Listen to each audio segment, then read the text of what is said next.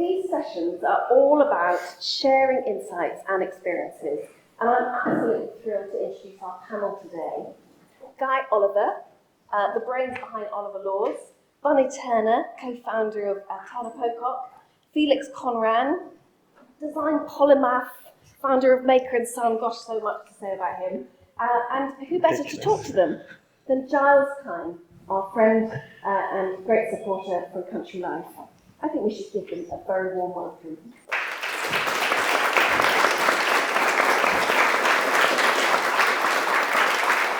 Thank you, Becky, and welcome, everybody. I'm delighted you've been able to join us here this afternoon. I worked out on the way here, it's 18 months since I stood on this stage, and gosh, a huge amount has happened since then. And it has had a huge impact on our lives, been transformative in all cases and tragic, sadly, in some. And I don't think it will become completely clear for some time to come the impact that the last 18 months will be shown to have had on the way, many aspects of our life, including on the way that we live. And that's really why we're here this afternoon, to look at the subject of the psychology of interior design, framed by the last 18 months. And I think we're enormously lucky to have with us three people who all come at the subject from three very different perspectives, but all share an interest, obviously, in the way that we live. And I'm just going to let these images briefly speak for themselves to give you a taste for what they do. So Bunny, enormously inventive approach to the subject. And here are just some of her images of her work. And I'd love to talk to you about this afterwards. So I'm just going to scroll through some of the images. And then, similarly inventive, but working in a more classic idiom, is Guy, and here are some images of his work, which give you a flavour.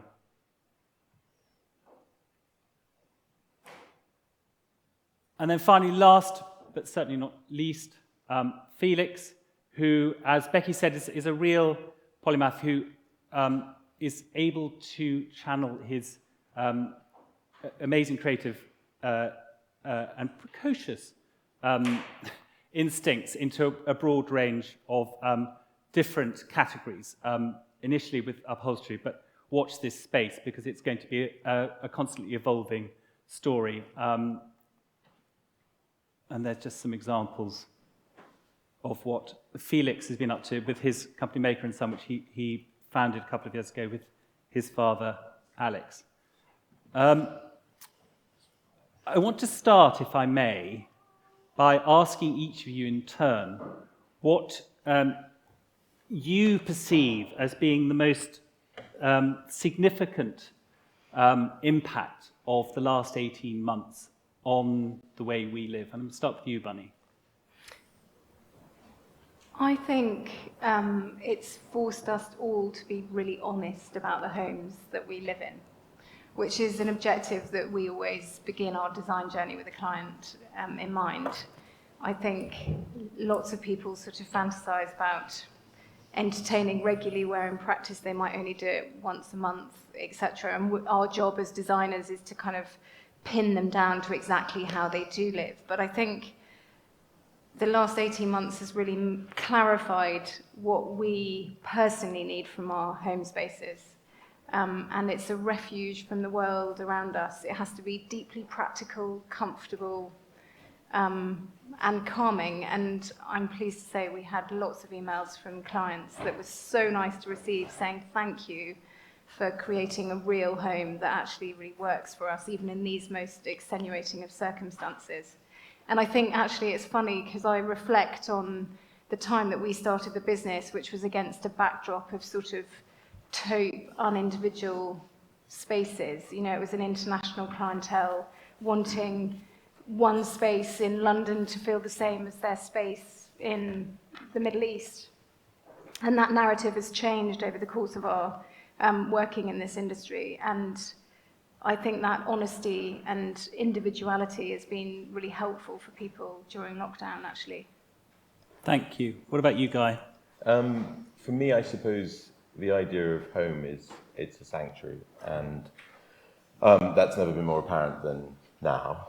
I always used to say that the same home with me and a different client would be different, because the relationship, the dialogue that you have with a client is to reflect their personality.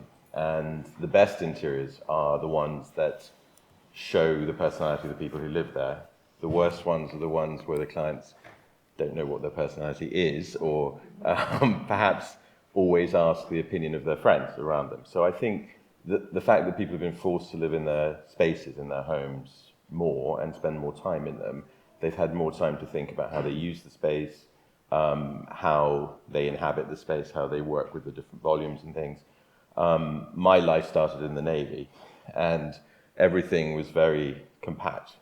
And so for me, design's always a sort of series of problem-solving exercises and how things are arranged, and the volumes work, and being efficient with how that works. And one of the things that I know Bunny and I discussed before was Nancy Lancaster's idea that the sofa is long enough to sleep on, or the drinks table is here for your glass, and it's all intuitive and feels like it was always there. And sometimes the best compliment is that the room doesn't look like it's been designed. It feels like the home and somebody's space that they inhabit. So.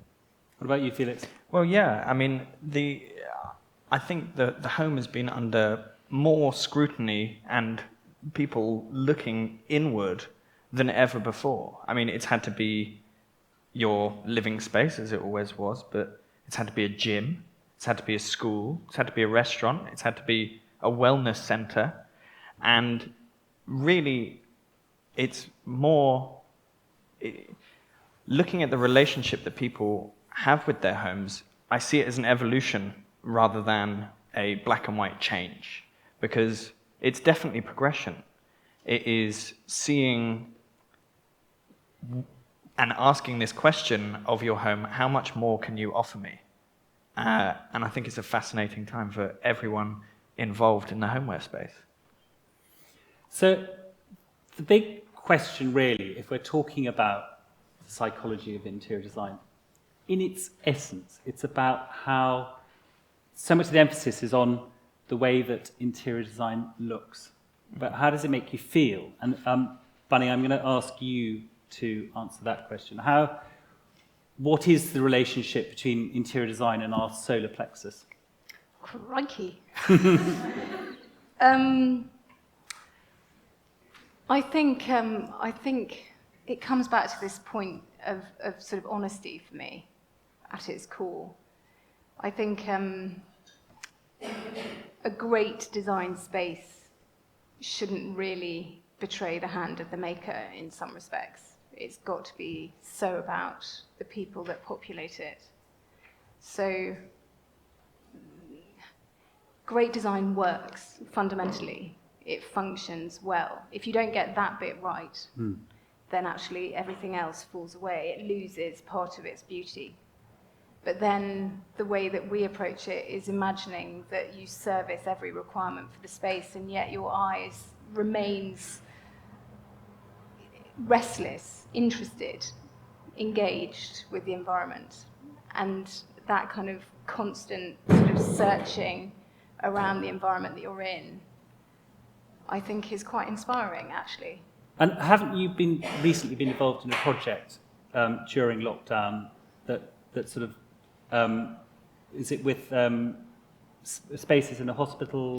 Yes, so we're about to launch a charity called TP Caring Spaces, which principally is aimed at this idea that the environment in which you experience things really affects the outcome.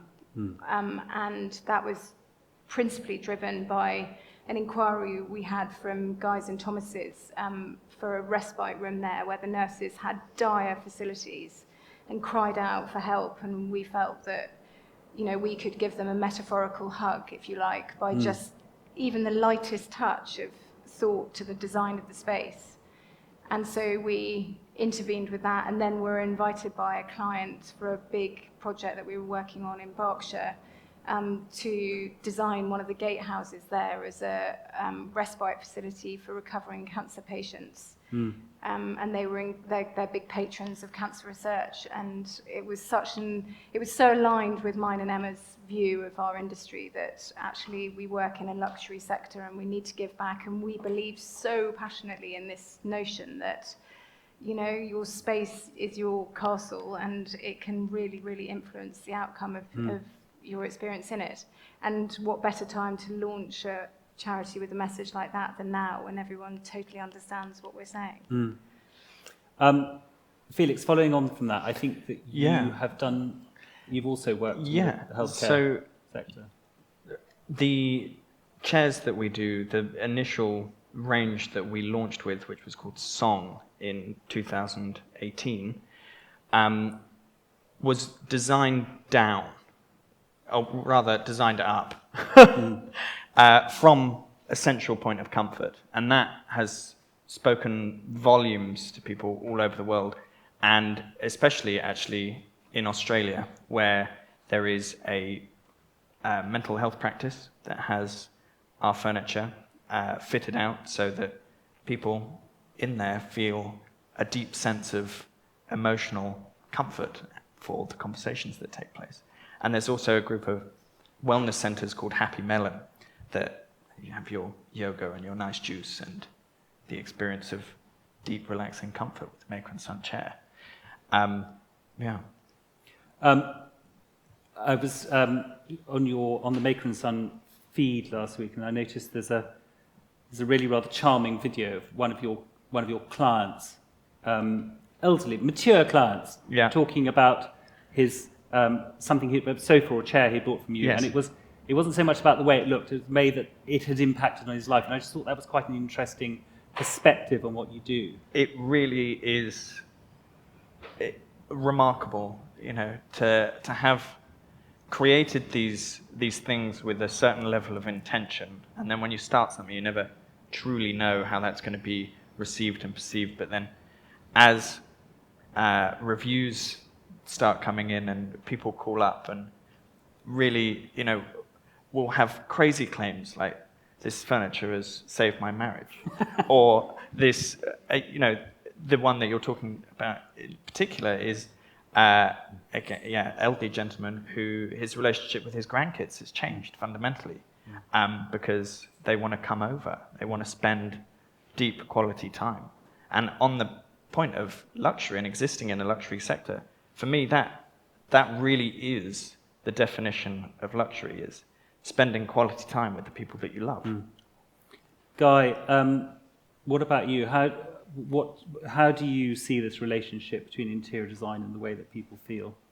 I mean, it's enormously important because your mental well-being is obviously sort of de rigueur at the moment. Everybody talks about that and your mental health. But I think when you're a designer working with a client, it's kind of like you're conducting an orchestra of elements that have got to be brought together into one story. And, you know, each element, a piece of furniture from Felix or something that's been made by a carpet maker or an artisan, you can create a very personal relationship with an object by the story or the relationship of commissioning something. So I think I told you that I have this friend who says, "You buy cheap, you buy twice."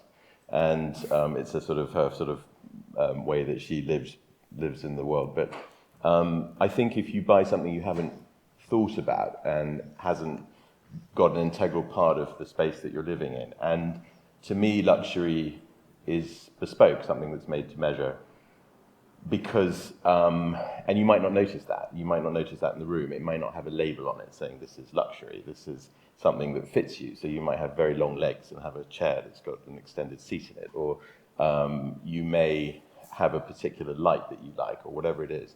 And so one of the projects I did, when we're talking about philanthropy, which is very important, giving back, having a Scottish Presbyterian mother, that was drilled into me from an age, very young age, and I used to say, but I haven't taken anything yet. And she would keep saying, you've got to give back. And so Rory Stewart and I set up a project in Kabul in 2004, 2005, called Turquoise Mountain Foundation. And it's come full circle. We're staying in Afghanistan, but we've recently had refugees coming out of the country, as you know. But we took a historic district of Kabul and restored 86 buildings that were late 18th century, early 19th century adobe buildings with carved interiors. And so we were training these artisans. And when I came into the relationship, we were also got a relationship with City and Guilds. And Pippa Small, who some of you may know of, was involved with helping train them in jewellery and helping them to make something that other people would want to buy as well. So when I started working on the Connaught Hotel, I said to the chief executive of the hotel group, I'd like to do an Afghan room in the hotel. And he made me sign a piece of paper saying if it went wrong, I'd pay for it. And when you've got no money, it's easy to do that. So he signed away this thing. And the room ended up being the most popular room in the hotel because it has this story. And it was, I had these wonderful carvers create furniture, create paneling, create elements in the space, metalworkers who created lighting, and bringing that all together. And the hotel had a relationship with the charity, still does, and we're doing a second suite there now. And it's something that they give a certain percentage of the money that they take, the profit in the to give back as well. So that was a really lovely relationship. And why would an Afghan charity be in a luxury Mayfair hotel? But in the people collect things and they go on journeys and they like the relationships with the furniture, or they like the relationships with how you've created the space for them. And it's very important to involve the client in that process, I think, because if they're interested, if they have the time, to show them the person who makes the chair, or to show them the person who's making their table or painting the wall or whatever it is, and then they'll feel more invested into their space, and it will feel like it's theirs, and they'll have an intimate relationship with it, and it's got longevity, and it feels safe, and it's a true meaning of home. I didn't have a home when I was growing up because we moved every 18 months, and everything was very sort of temporary, and it was the one thing I craved. And as a result of that, I haven't moved for 20 years and stayed put where I am. And I think that's important. If you can create a space that's very personal and intimate and is a safe space, that's as a designer, if you've managed to help facilitate that for someone, that's an amazing thing to do. Thank you. Bunny, when someone is creating a space or a home, either for themselves or for a client, our sort of, for want of a better expression, our inner interior designer is influenced by a range of different factors. And that could be their own past, it could be their interests, or it could be their aspirations. What advice would you give to someone, regardless of whether they're a professional interior designer or just someone creating a home themselves? How do you sort of negotiate those different influences on one's the choices that one makes and the way that one wants to live? I think it has to start off with a very practical application to a floor plan of how you intend to live in a space. And, interrogating sort of what you need from it. We've developed over the course of the last 15 years a very detailed questionnaire, which we actually send to a client in advance of our initial design direction meetings, and that's really helpful to sort of focus their minds, because often people haven't really thought about this, and our relationship usually, or for the most part, ends up being with one member of a family. And it's good that they have the opportunity to discuss these things in the round, because how one person wants to live might be different to another's, and they might not have thought about it.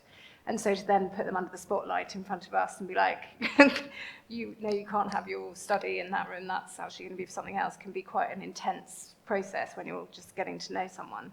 So I think this medium of a questionnaire that sort of aims to cover off all the sort of what you might perceive as the slightly boring parts of the design, how many people you want to seat around a table, what appliances you want, whether you need reading lights by your bed, do you want an electric toothbrush in your bathroom, do you all of those little details that when you're caught in the moment of enthusiasm discussing aesthetics, which generally is what gets everyone excited, you can forget the practical bits, and actually that's a real mistake, because the success of a space is going to be around it delivering day to day for you and the people that you share your home with.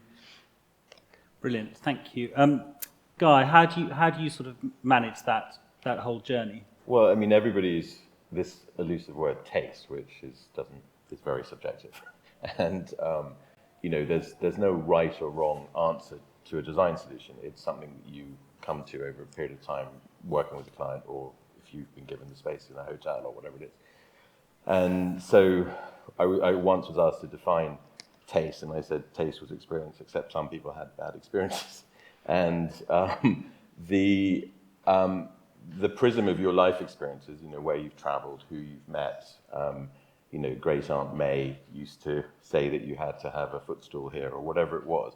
And those things, again, that's part of mental health as well. So do these stories that you tell yourself, are they facts, or are they things that can evolve or change? And I think there's always it's an educational dialogue. You're learning from them what they experience and what they think is right, and they're learning from you because you're informing them about comfort and quality and a particular artisan that they may never have heard of, or another way of looking at the space. So you want them to give you the benefit of their life experience, but then you're bringing in your design life experience to give them something that's going to be a better home for them, that's going to work better for them. I mean, not all homes are like that. Sometimes people just want a latchkey and a pied-à-terre, and there's different things. And sometimes, for me, I always try and tell a story about the room or the house or the hotel room or whatever it is.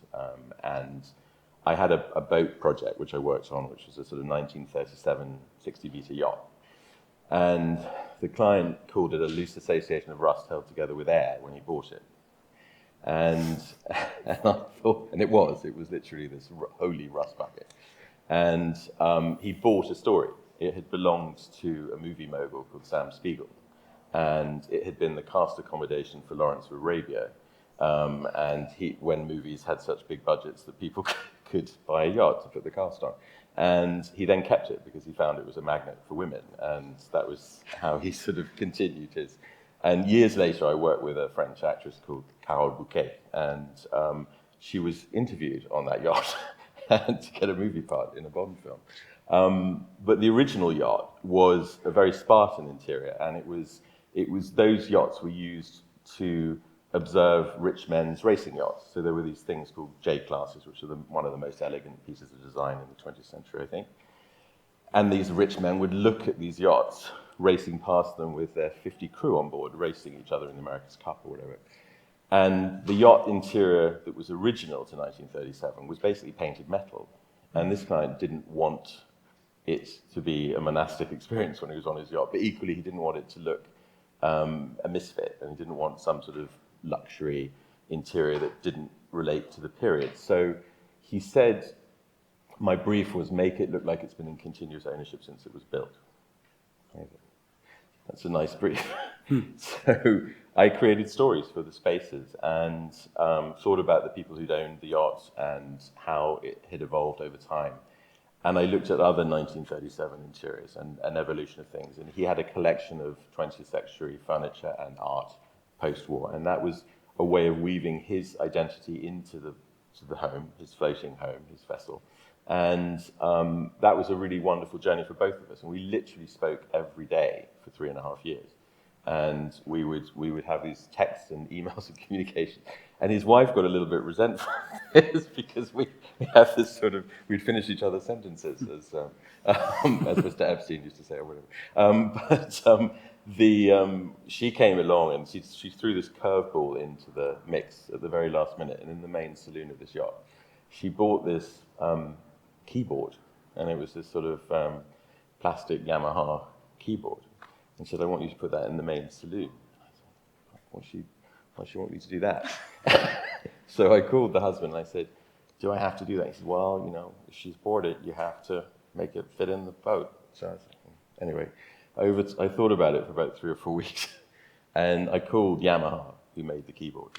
And I said, will it affect the sound or anything to do with the thing if I encase it in something else? And they said no. And I built this upright piano case around it, which was an elegant solution to the problem. And when she came on board the yacht the first time, she looked at the piano and then she looked at me and said, do you always get your own way? And I said, I'm just trying to save you from yourself. Anyway, she likes the piano now, so that's okay. That's great. Felix, what do you think really impacts on our inner interior design? Our past, our interests, our aspirations, or all three?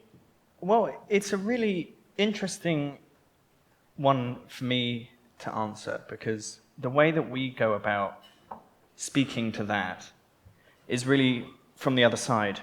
So in what we've heard about so far is the interior design approach to and understanding people and hearing the stories that way. But we are sort of the opposite way around. We start with the product, and that's what people are exposed to. And what we do through our media, with our outreach, we're all digital, is we really distill what the ownership of that item means and what that is and the experiences that that is going to lead to. And we make incredibly emotionally engaging content so that you can experience the experience of owning that and it saving your marriage, or it being the center of your home with your grandchildren. And so that people can sort of port themselves into the photography or the videos and understand that the craving of that immense sense of comfort with this piece in particular. I mean, when we get into doing ceramics and homeware and kitchen stuff, it's capturing a different story. But that central item of the sofa being it's the heart of so many homes. And what a better thing for that to be than exceptionally comfortable. So yeah, I think to answer the question directly, even though our approach is totally inverse, the answers are identical. You gain that experience and you gain that identity through the experiences that you're wanting to have within the space through the pieces that you select. Yeah. Thank you. I was just laughing at something internally when Felix said that his chair or sofa had saved a marriage. We were asked to commission. You've got a similar story. No, opposite. So Oh dear. We were asked to commission a tent which had a hand embroidered sort of lining from India that was for the wedding, and it arrived in time for the divorce. Oh God. Was it a long tent or a short marriage? Bit of both, but 18 months later it arrived. So Bloody hell. Bunny, you have talked a lot about comfort already, but I just want to address this sort of tension that a lot of people encounter between style and substance. And I think, in a way, if you look at the last decade or so, with the rise of social media and Instagram and Pinterest and the way that it's kind of created, it's been a brilliant thing because it's given people more choices and given people more inspiration, but also in some hands it's kind of almost encouraged a focus on sort of trends and the way things look. How does one handle that tension when you're creating the perfect sanctuary? I think I remember we were once talking, and you said that when you designed your house, you kind of designed it, and it was the beginning of the journey, but really hasn't changed much since. How do you create that sense of permanence when you're creating a space? I think it's staying really honest to the function of it. That's how it works. That's how you create long-lasting interiors. And you're right, I did our house in London before I had children 11 years ago, and there is not one thing I've changed, which is amazing, really, for someone who has the appetite to sort of change things. But I think that really stems from the fact that I really forced myself to think about how the space was going to work for us in the short term as a couple, and then in the more longer term, imagining a future where there might be children at play. And that's an exercise that we go through with our clients. I mean, I think the more rigorous you are about that in the first instance, the more effective the interiors are. And the tension dissipates because you know that that layout is servicing the function for the space.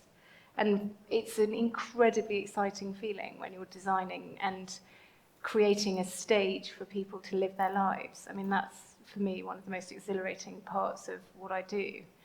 And that's not to say that it's fake. It's not a sort of showman's set. But, you know, I think in the last 18 months, we've all learnt how precious those spaces are for moments that it's just worth investing the time, thought, consideration in how it will be used, and then really making sure you stick and stay true to that. Which is why those messages from clients were so gratifying, because actually, woo, woo, woo, we did it. We did what we set out to, and even under the most hard conditions where we were all forced to live cheek by jowl with teenagers that might not want to be around us, they still remained happy, and that's great.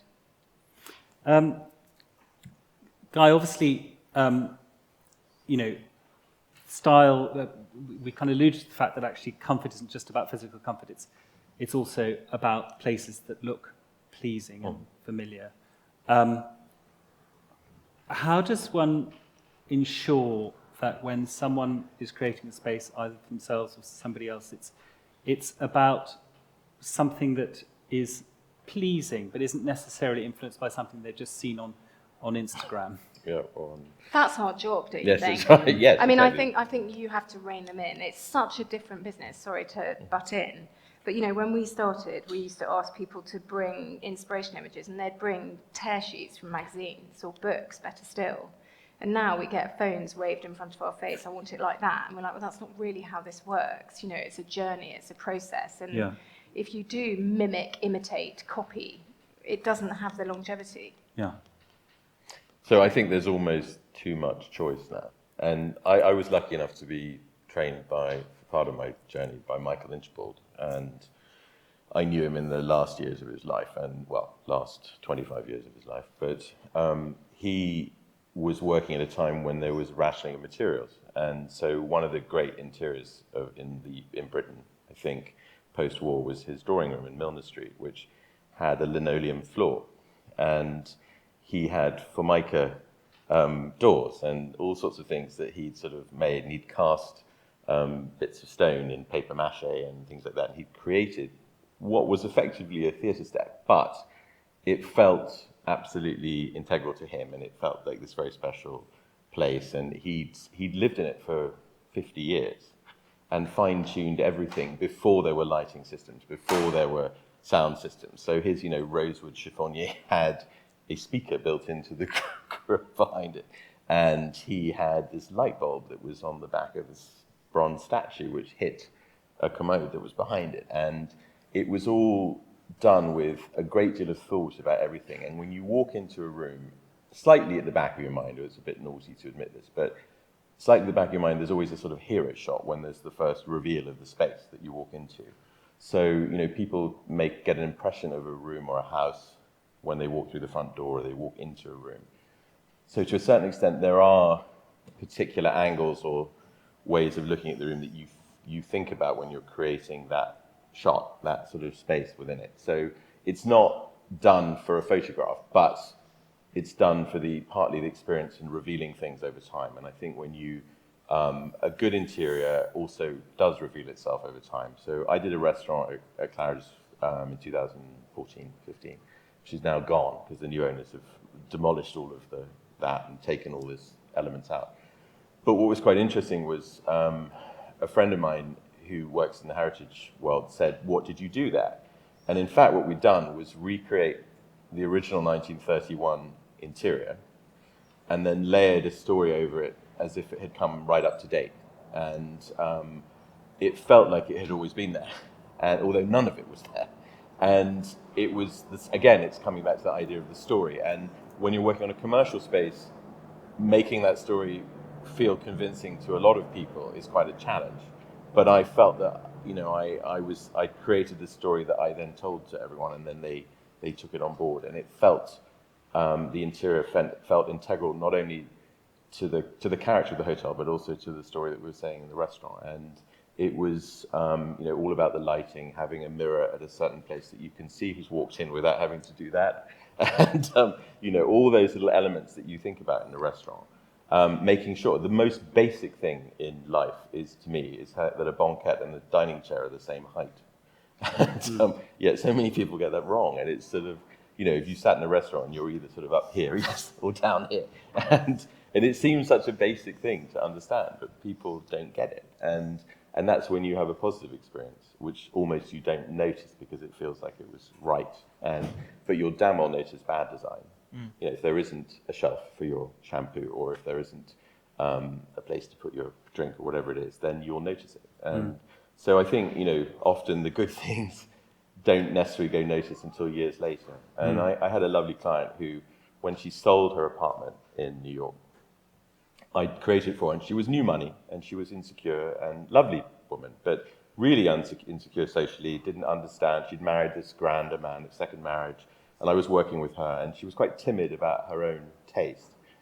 And 9 years later, they sold the apartment, and she called me up and she said, "Thank you." And I said, "What for?" And she said, "Everybody loved it." I said, "But you had to wait until you sold it to tell me that." And, because she wasn't confident about herself. And that's the other thing, is encouraging clients to be confident about their identity. It's not wrong. It's their experience. It's their life. And, forming a sort of tribal look, or a tribal sort of what is acceptable in an interior is boring. You see God knows how many beige, linear sofas and things that aren't, people buy that because they think that's a perceived or an accepted norm, and it's something. Whereas, we all celebrate the unusual and something that's different. And I think that's the important thing to encourage in your client, and make them feel secure that they can express themselves. And I think I said to you guys when we were talking before, I had this American client who's a television host, and he had a handmade wooden canoe, and he also had the head of a GNU that he'd shot. And I had to try and put these all into this one space, which became his sort of library, come man cave, whatever. But it felt very personal to him, and it's his space. And when he's been sitting at home Zooming everyone, he's like, in this amazing thing, and he turns the screen around, and it's all part of his identity. And it was lovely to do that for him, because some people might think he was a gauche character because he's kind of larger than life, but that room felt like him, and that was important, I think. So. Zoom's done a funny thing, 'cause now everyone's seeing into everyone else's homes, in a way they weren't before, professionally speaking. Yeah. You can put your white screen in the background, or your filter, which I admit I have to use every now and again to avoid the clutter of the kids, but it is quite amazing how people can switch their Zoom on for a meeting and sort of let a bit of their personal life into a professional context. Yeah, Totally. Felix, question. what advice would you give to someone trying to balance style and substance?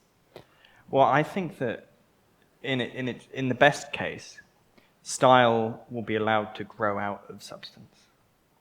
And if you have that true core, that true center, then everything else will just fall into place. Yeah, I think that's right.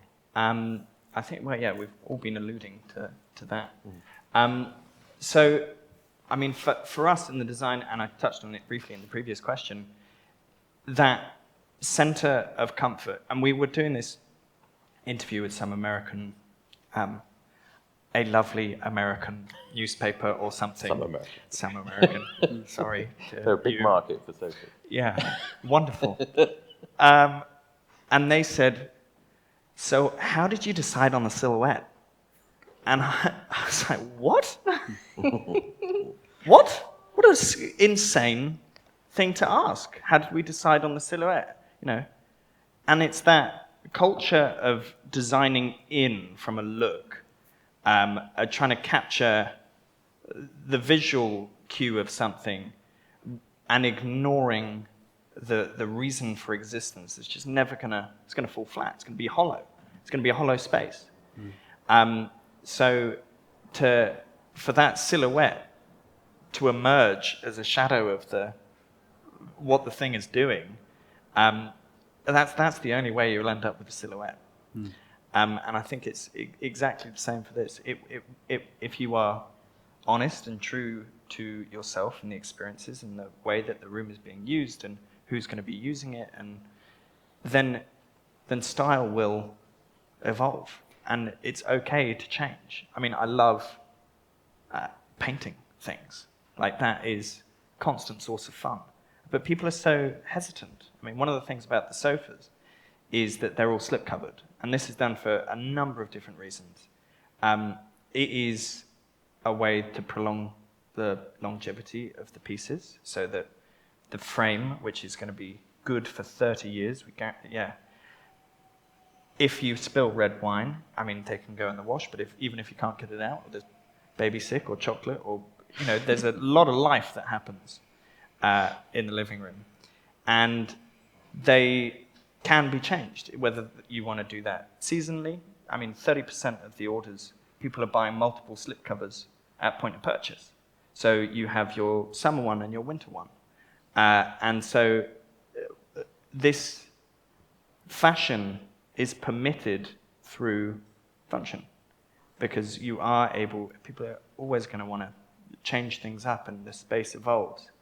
And that, the spirit of that has gone into this most recent range, which is called Orlando, which is my middle name. And it is modular. So for younger clients moving homes, the first home they buy, the investment, people want to invest, to your friend's point earlier, buy something cheap. What was it? Buy something cheap. You buy cheap, you buy twice. You buy cheap, you buy twice. So people are really wanting to invest in things that they are going to care about and own for a long, long while. And for the point of us doing modular and doing it to the same amazing specifications that the other pieces, the more famous pieces, are known for, is if you have your first flat in London and you get 2 pieces and that's a sofa, with the changeable covers as you move, that can become a larger sofa, and that can become an L shape, and it can grow and evolve with you as the space changes. So, yeah. Bunny, you said earlier that your house hasn't really changed since you decorated 10 years ago. Presumably during lockdown it came under more pressure, you have children, I'm sure it came under a lot of... I confess we moved location, so that helped. We weren't in that house, we were in the country, which was a big change for us all, actually. And I think that was an interesting relationship in and of itself. This was a house that we used mostly at weekends and in holidays. And suddenly it was a home rather than this transient space. And that brought with it a whole fresh perspective, actually, because where historically I used to drive through the gates, arrive, leave all my worries at the door, suddenly they were sort of bumbling around me, and I was having to manage the sort of day-to-day humdrum with this space that had been a sanctuary for a long time. But I think, for me, what happened in lockdown was our house was always full at weekends. And in holidays, it was a hive of activity, lots of people staying, coming and going. So it was a bit of a shock to start off with at the beginning of lockdown that we weren't doing that. No, it didn't. I didn't really know how to live in it. It sort of really changed the way I used it. And it's funny, I've come completely full circle now and don't want anyone ever to come in the house. But yeah, it was interesting watching that relationship with this space change. But do you think for people who lived in houses where they might have made rash decisions late at night on a website, buying something unseen that wasn't necessarily what they thought it was, and then in lockdown it kind of disintegrated in front of their eyes, do you think that there is a chance that might encourage people to create more of a sense of permanence with things that, not necessarily hugely expensive things, but things that are kind of built to last? I hope so. Yeah. I think so. I mean, we've always been advocates, generally, in the way that we design, of creating these flexible spaces. So the dining room has long been a sort of redundant room in a house. And so we've encouraged that to become a library or a playroom, as well as a dining room, or a drawing room that's rarely used except for high days and holidays. We sort of create a space in there that you might choose to have dinner at, because then suddenly you're using it better. And I think that conversation has become, obviously, since lockdown, a much easier one to have with clients. The dreaded study, where the hell does everyone work when you've got 3 kids plugged into homeschooling and 2 adults trying to carry on their careers? You know, thinking about those sort of practical things and making sure that they're addressed when you have that initial conversation about how a house is going to be used, I think really helps. And in turn, that probably does direct people to invest in those spaces in a larger way, in order that it then delivers more permanently. So much of what we've talked about so far has what it relies on for people creating spaces for themselves is a degree of confidence in their decisions and their tastes. Guy, how would you if you were in the psychiatrist, well, not if you're in the psychiatrist's chair, if your client was in the psychiatrist's chair, or one of us was in the psychiatrist's chair, what would you say to them that would really encourage them to make their own decisions, to be immune to what they're being told in the evil media and Instagram, etc., etc.? Right. I think, having had 5 years of therapy myself, I think we do end up becoming a sort of therapist. And David Laws, who was my business partner, used to call us ersatz friends, because he said if you cross the boundary, sometimes that it's very dangerous to work for a friend who becomes a client. A client can become a friend. But there is always an element of therapy in what you're doing, because it's helping them to make decisions and not to be guided by other people. So I did a project in London, which was a big modern penthouse. And it was for a foreign owner. And they had a lot of very new money. And every friend of theirs was from a similar kind of lifestyle. And they would come in and they say, oh, I don't like that. Or I just went to the Four Seasons and I saw this, and I did this, and I did that. And they would be constantly trying to change their mind. And one of the hardest things for me to do is to get them to pin down to a decision and keep to it. And I think, my lessons from therapy were that you can't please anyone else apart from yourself. And I think that's a really important lesson to tell your client. So you can only please yourself and possibly your family around you, but more likely than not, you're not. But you can't, you'll be blown around with the wind if you try and sort of answer everybody's thoughts and their ideas. And someone may just say something that snaps through their brain for a short second and these people will hang on those ideas and the words that have been said to them. And I think it's important to encourage them that they can be confident. It's okay to change your mind, for sure. You can change your mind and say, actually, I hate that color. It didn't work here. That color, when I looked at it outside in the open field, and then I looked at it now in my room, and even though I looked at it in the room when there was just a sample on the wall, now I really don't like it. And that is fine. I think that's absolutely fine. But then to fundamentally change the layout or the design of a room after you've been through a process is quite a challenge. So it's about, I guess, it's always that thing of encouraging them to say to themselves, you can't really please other people, so you've got to look at it from how you use the space and how you work within it. And so on. But do you see part of the role of the interior designer as being to spark an interest in the mind of a client that might start a lifelong interest in? Do you see that as part of what you're offering? I've done things where we've helped clients sort of have the confidence to create collections of things, or that's most easily expressed if they like a particular artist, but it might be porcelain, it might be furniture that they like from a particular period, or too much of one thing can make an interior more like a museum. And if I remember when Barbara Streisand sold all her Tamara de Lempicka portraits. She had about 30 of them, and oh my God, it was oppressive, that photographs of that. And she got rid of everything because she could, whereas 1 or 2 of those portraits in the room or the rooms would have been wonderful. But it becomes overbearing if you have too much of a good thing. You know, if you're trying too much to.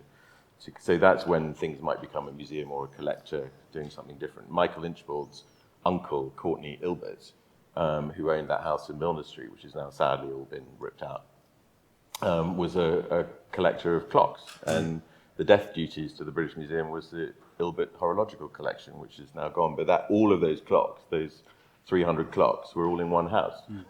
Imagine that. Yes, you being mad with TikTok and God knows what in the house. There's And they something else these days. Yeah, what, the house? TikTok. Oh, yes, exactly. TikTok, yeah, for sure.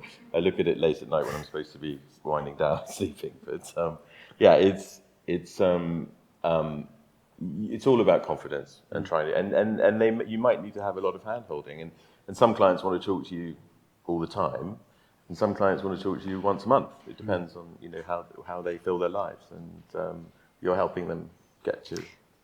The other approach is not to view yourself as sort of nurturing appetite for collection or, sort of aesthetics, I suppose, and more that you're delivering a space that will service them and their lifestyle. And that for me is as exciting, actually. The idea that you're creating environments for those meaningful conversations and a sort of cozy, non-showy, shut down, intimate experience.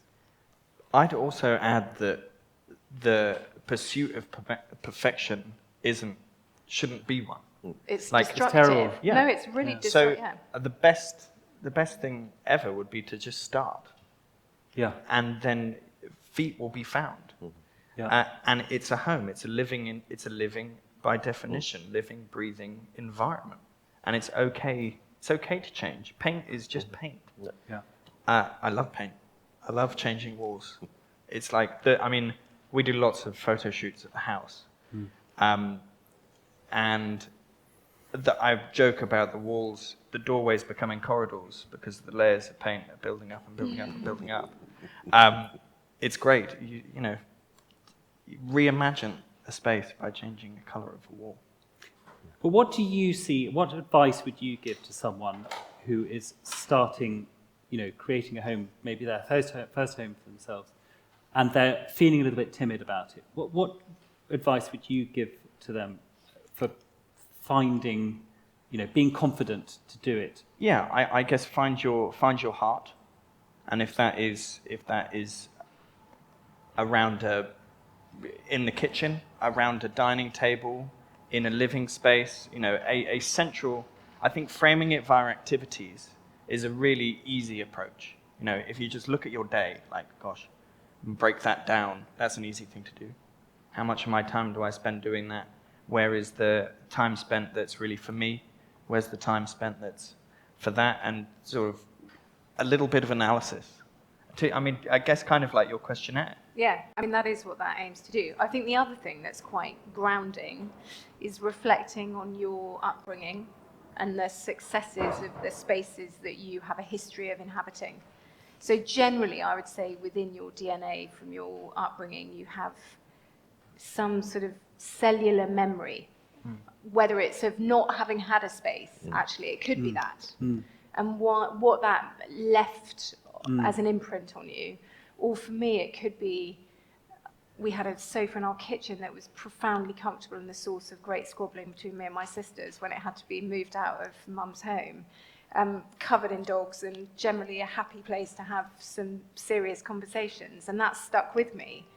My mum's use of pattern and colour was very successful. And I don't know, I sort of reflect on that often and think how it's informed me. And I'm sure that everyone, when they're trying to build a home, could do that actually.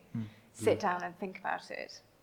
And that might make you actually more original, funnily enough, if you don't look to the massive images that saturates the world we live in, but instead look inside to the history that you've got that's personal to you, the colours that bring back memories to you, the patterns, the type of design that you grew up with. I also think that when I've traveled a lot, and not so much at the moment, but I'd be on a plane 4 or 5 times a month before all of this craziness happened.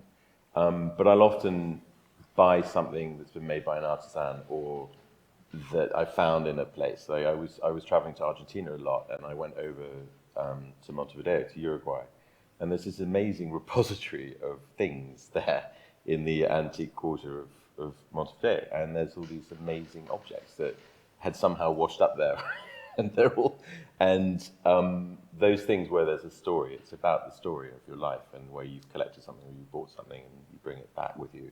And I was working in Japan, and there was this, I went to a flea market and I bought this temple, and it's about this big. And I had to get it back. I didn't even think, how was I going to get this bloody thing back? And the client's cook had been the champion Tokyo gift wrapping, magician for Such a for thing Japan. exists. I know, and he chopped up all this polystyrene and he wrapped it up in paper and he tied it up. And he handed it to me, and it was made out of a sort of balsa wood. It was a very light construction, so I was able to carry this to the airport. And I got to the British Airways check-in, and the woman looked at me and said, "What's that?" And I said, "It's my temple. I travel with it. And it can't go in the hold because it will get smashed." And she sort of looked at me, and then she said, "There's no one in first class today, so we'll put it in first class." And I said, "I have to sit with my temple." And she's like, she's like, "Do you want to be downgraded?" I was like, "No."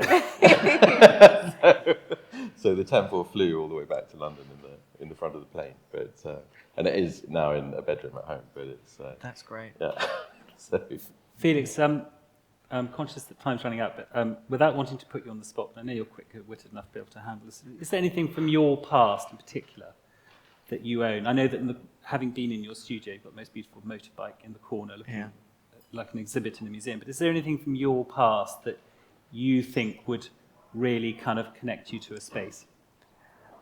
It's funny, the moment that you said that about collecting colours and experiences, when I was growing up, my mum had a uranium yellow kitchen. All the walls, and that was just totally normal. And so that is something you almost identifying the things that you only identify them as things after you've been exposed to so much. So yes, I mean, being brash with, it's come up 3 times now, being brash with paint. I love it. It was actually the first thing that my mum bought when she moved into that flat when she was 18, was this most gorgeous trash can. It's a red enameled bin, and I love it. It's like people don't do good bins. They don't. no. It's true. Yeah. But there are so many objects. And to the museum point that I am just amassing, and I'm overwhelmed by things that I just can't possibly throw away. But they become you. They become the spaces. You can move into anywhere with this amassed collection of things, and it is immediate that is your space. The monitor is sort of winking at me, and before Becky comes and politely asks us to leave the stage, I do want to say that I think one of the other things that has been really impressive about the last 18 months is the enormous amount of pragmatism in our industry, and particularly here at the Harbour. And it has been amazing the way that very quickly there was this seamless join from events like this. On the last one, as I said, it was on the 10th of March, before lockdown. And very rapidly, Claire and Becky and their team here at the Harbour just segued into a virtual world, and kindly used me as a guinea pig for an event that the first one we did with Kit Kemp and Martin Waller from Andrew Martin. But they did it in such an incredibly professional and apparently effortless way. And I really think that the way that they've continued to wave the flag for our industry, and also, get us back here as quickly as possible, because actually, as we been saying in the last hour, actually it's about looking at things and seeing things and familiarity. And as wonderful as the digital world is, there is absolutely no substitute for actually looking at things and talking to people and sharing ideas. And that is what events such as Focus and London Design Week really are at heart. But then finally, in the last 22 seconds, I just want to thank Bunny, Guy and Felix very much for coming along and sharing your thoughts with us all today. Thanks. Thank you. Pleasure. Thank you.